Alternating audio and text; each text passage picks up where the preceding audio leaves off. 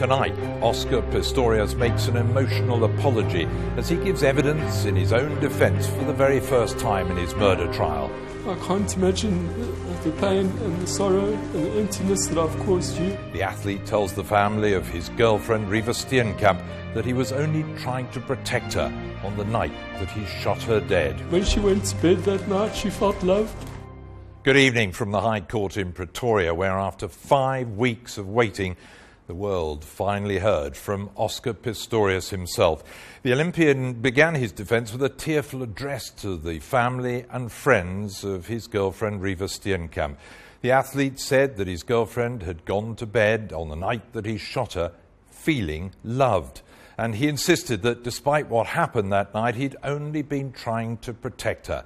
Lisa Holland now reports on a compelling day in court. Thank you, my lady. I call Mr. Pistorius. For 15 days, Oscar Pistorius sat in the same courtroom seat. He wept, he listened. Now he would take the stand to defend himself. First, walking past his own relatives. Then the family of the woman he killed. Even past the door he fired through, delivering those fatal shots. Sir, please state your full name for the record. My name is Oscar Leonard Carl Pistorius. Do you have any objection in taking the prescribed oath? I don't, my lady. Do you consider the prescribed oath to be binding on a conscience? I do, my lady.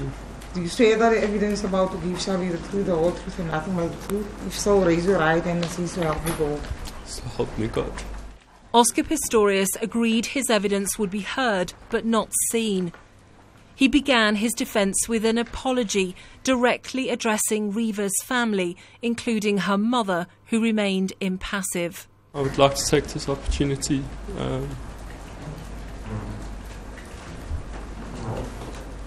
to apologise to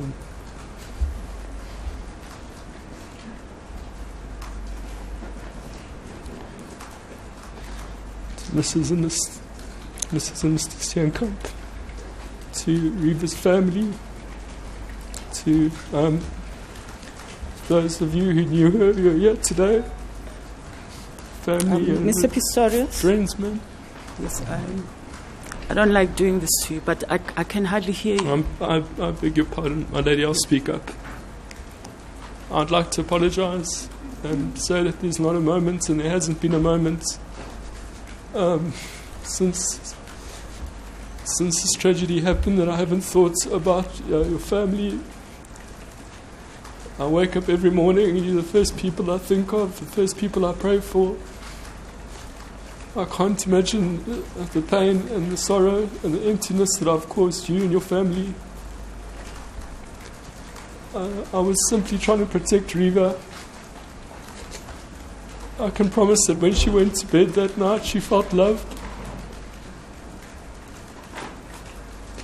I've tried to put my words on paper many, many times to write to you, but no words would ever suffice. The Olympic athlete said he had taken sleeping tablets and antidepressants since the death of his girlfriend, Reeva Steenkamp. Mr. Pistorius, are you on medication? Yes, my lady, I've been on medication since last year, about the 3rd week of February. I've changed my medication over the course of the last 14 months. What medication do you use? I was put on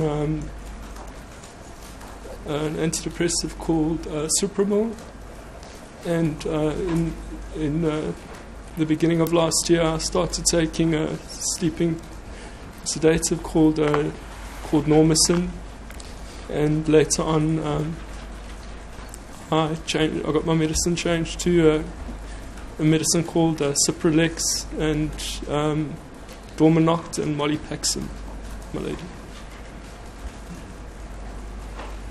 Do you have a difficulty in sleeping? I do, my lady.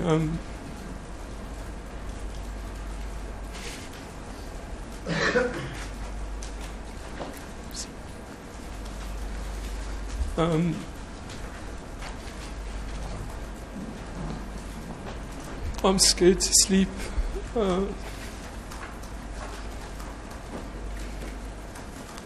For several reasons, but I have terrible nightmares about things that happen at night, where I wake up and I can smell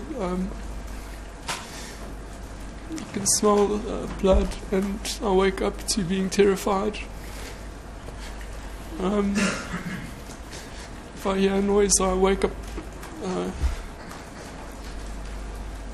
just in a complete state of terror, to a point that I'd rather not sleep than fall asleep and wake up like that. So for many weeks I didn't sleep, and in March, April last year, I'd lost a significant amount of weight, and from my care of my family, I sought medical advice to start medication for sleeping. Oscar Pistorius' sister fought her own emotions as she listened to her brother describe how on one occasion he was so disturbed he climbed into a cupboard, then called her. I woke up in a panic, and I'm blessed that my sister stays on the same property as I do, so I can phone her in the middle of the night, which I often do, to come and sit by me. And on that particular night, I don't obviously ever want to handle a firearm again or be around firearm. So I've got a security guard that stands outside of my front door at night. But I woke up and I was terrified, and I for some reason couldn't calm myself down. So I climbed into the cupboard and I phoned my sister to come and sit by me for a while, which she did. Oscar Pistorius set out a picture of a determined man who, against the odds, became one of the world's best-known athletes. His legs were amputated when he was just 11 months old. His parents divorced, and he lost his mother when he was 15. Mother was very supportive. I remember when my brother went to school, she said to me that she was a bit carefree. She said she wasn't going to do 2 trips, so I must find a sport to do. And she never made me feel any different to the rest of the kids. She didn't ever want me to see my disability as something that should hold me back. He told the court he grew up in a household fearful of crime. My mother had a lot of security concerns. We obviously grew up in a family where my father wasn't around much, so my mother, she had a pistol, and she would often get scared at night, and she would phone the police. We didn't stay in the best of suburbs, and there was often crime in the area. On a couple of occasions they did break into our home, but more than often than not, it was just her being scared. And so she would come, at night and call us to go sit in her room, and many times we'd just wait for the police to arrive. She kept her firearm in a padded bag under her pillow. He told the court about the impact of losing his legs. If you're on your stumps, what is your balance like? I don't have balance on my stumps. I can stand on my stumps. I can't stand still on my stumps. I put my prosthetic legs next to my bed. When I wake up in the morning, I put them on. And when I go to bed at night, I take them off. So I seldom have time when I'm not wearing my prosthetic legs. On the odd occasion, if I'm in my room, I wouldn't put them on if I just wanted to stretch, or if I wanted to fetch something in a close proximity, but I don't have very good balance. I think it's just as an amputee, it's not an uncommon thing. It's a prosthetic limb or a wheelchair. In many disabled people, it's an extension of your body. I wouldn't leave my prosthetic legs lying around. Oscar Pistorius told the court how a boating accident in 2009 had left him withdrawn. I could only see the sun on the water, and a couple of seconds later I just remember the sound of the propeller in the boat. I hit the steering wheel and the propeller went into the air. I remember the sound of the engine. And then when I woke up, I felt it was just hot. It was very warm in the boat. It was very dark where we were. It was. I remember my face was very hot. And at that point, I realised that most of my face had been smashed in from my nose down. There was a massive impact, my lady. I think I was just a lot more vigilant of losing my life after that. I became a bit fearful. I became quite withdrawn. I remember reading in the media that I'd been drinking at the time of the accident, and people were joking about it and saying, that I was drunk and this, but they didn't understand that I nearly lost my life. Welcome back to Pretoria, where Oscar Pistorius has started giving evidence in his defence. And earlier, he told the court about his South African upbringing and how he had become one of the world's most famous athletes. And during this afternoon's testimony, his lawyer, Barry Rue, asked him about his experiences with alcohol and drugs. In the month and a half that I had a break, I would drink, and sometimes excessively. I mean, would you use drugs? No, sir.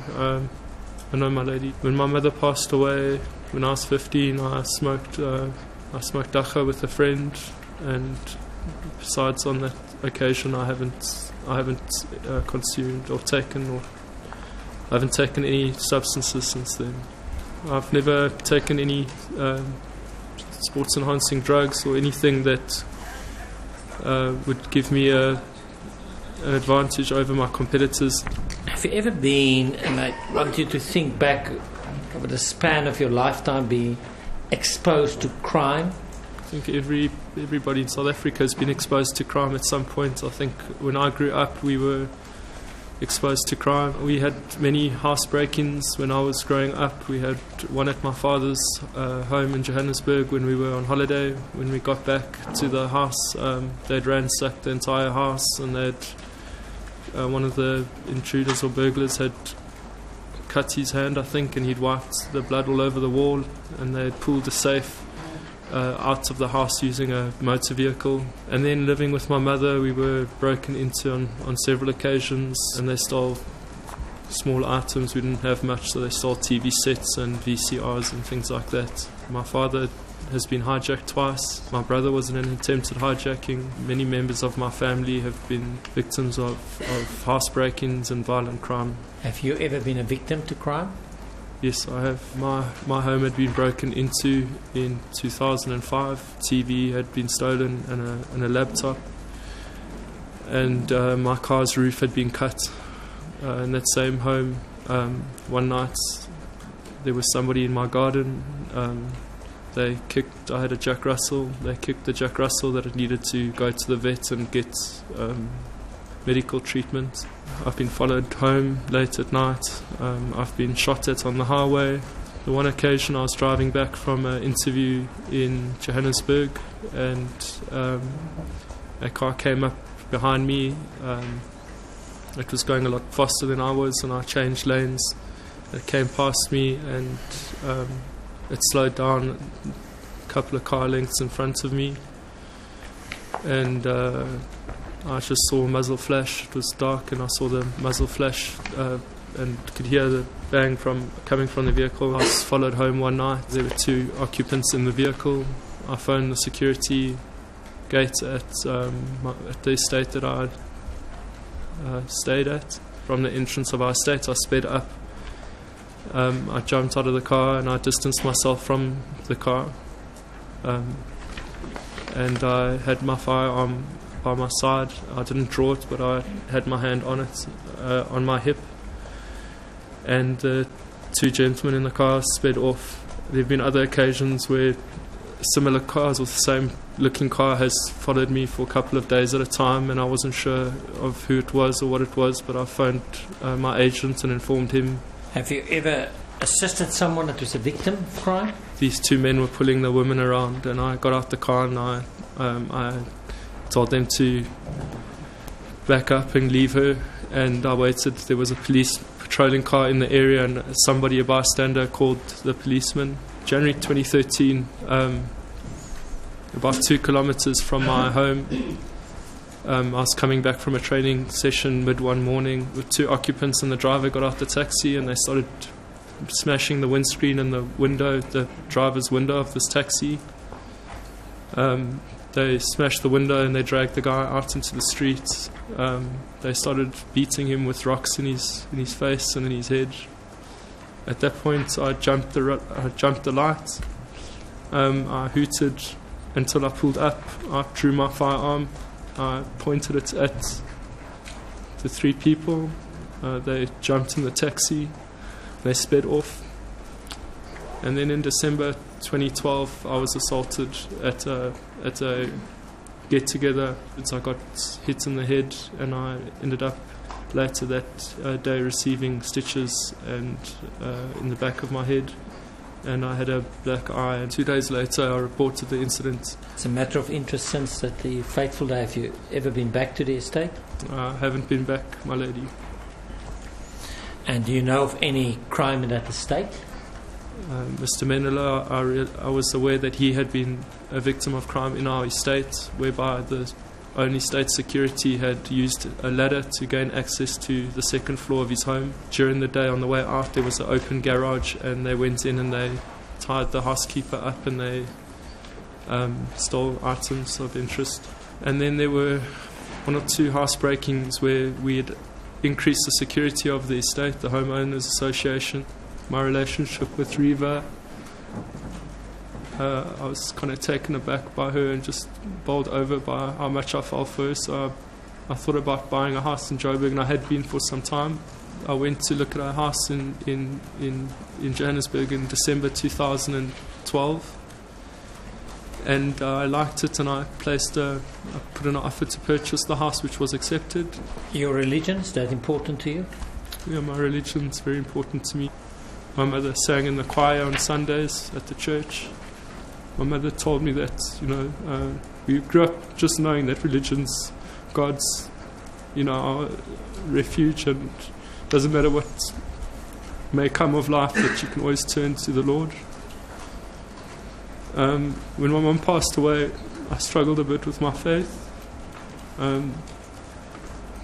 I always knew that the Lord was part of my life. 2011, 2012, my religion really started. I put a lot of faith in the Lord to get where I wanted to be. And then when I met Reeva, I think it was just a blessing. I've always wanted to have a partner that was a Christian. She was a very strong Christian. She would pray for me at night, would pray about everything, pray about my training, pray about all the small things I had in my life. We'd pray before we eat. I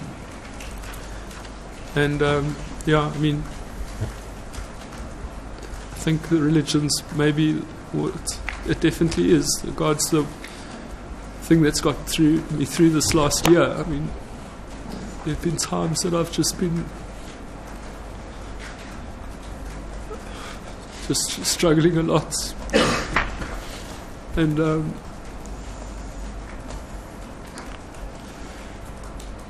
my God's my God of refuge. So, did you sleep last night? No, sir. I'm just the weight of this is extremely overbearing, so I think it's just a lot to think about.